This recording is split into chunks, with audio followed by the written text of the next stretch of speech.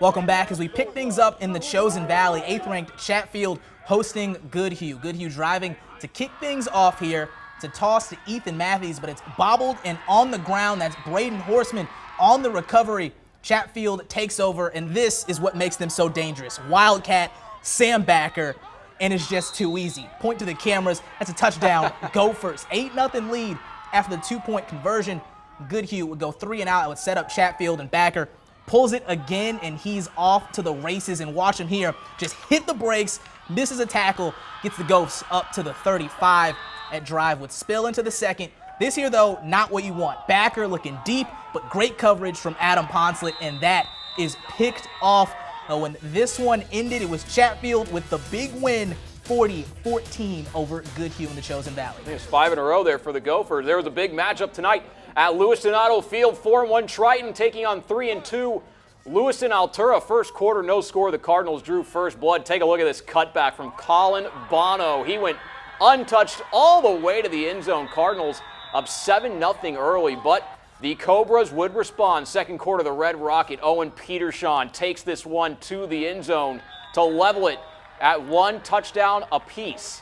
Later in the quarter, game still tied at 7. LA looked to take the lead. QB Caleb Muller looks deep, but Triton's August Kozasek undercuts the route, comes up with the interception, but the Cardinals would get the ball back still in the second. Muller calls his own number on the rollout. He takes it inside the 5-yard line. Cards in business. Then a few plays later, Bono takes it to the house. LA up 14-7, but this one was tied at 14 at the break. It was a thriller at Lewiston Auto Field, but at the end of the day, Triton wins that one 43-42 in double overtime. Boy, that was a great game. Elsewhere, Caledonia goes, they're at home, They beat the Lourdes Eagles 15-0. Caledonia with their second win of the season. I think we have 2 more pages here coming up. Number 6, Cannon Falls bounces back from last Saturday's loss to Chatfield. They go on the road and beat La Crescent 54-12. Lake City, new number 1 in Class 3A. They put up a statement win tonight at home against ZM. Lake City wins that one 40-7. They were up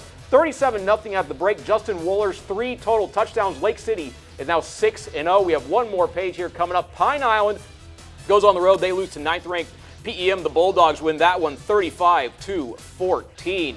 Next, we head west on Highway 14. The St. Charles Saints hosting Dover Iota. We'll pick it up in the second half. Saints down 20-16, but they go on the attack. Noah Disbro gets to the outside. There is not an Eagle that can catch him until there. It's a 54-yard run for the Saints that set them up in the red zone. Later in the drive, same score. The Saints find Pater. This time it's Jet Thorson getting the hard yards on his way to the end zone. Saints up 22-20.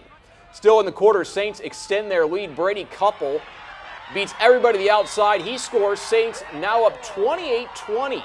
Fourth quarter, DE would get back in the game. Number 17, quarterback, takes it all the way to the end zone. His name not listed in the program, which is a shame because that was a great play. It was a great game in St. Charles. There it is, Highway 14, a battle.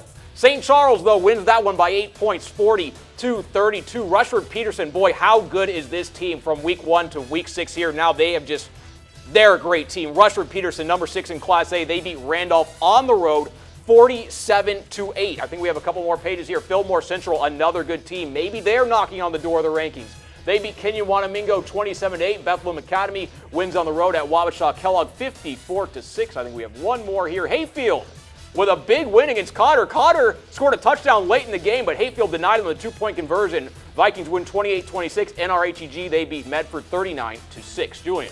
To 9-man we go. Start with Grand Meadow looking for a road win against Southland, and the Superlarks had it going. First quarter, QB Taylor Glenn calls his own number and coasts in for 6. Meadow up 6-0.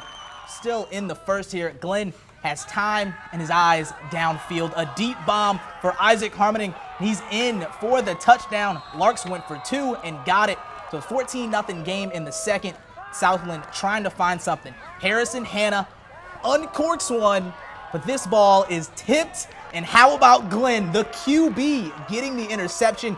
I tell you, that's 9-man for you. Superlarks would score off this pick. At the end of this game, Superlarks get a big win, shutting out Southland 35-0 your final there. Then Lanesboro, good win at home over Nicolette, 64-20 your final. head over to Leroy Ostrander. Cardinals taking on Spring Grove, and the Cardinals were in control. Already up 28-6 in the second. QB Chase Johnson, little slither snake, breaks tackles, finding the end zone himself.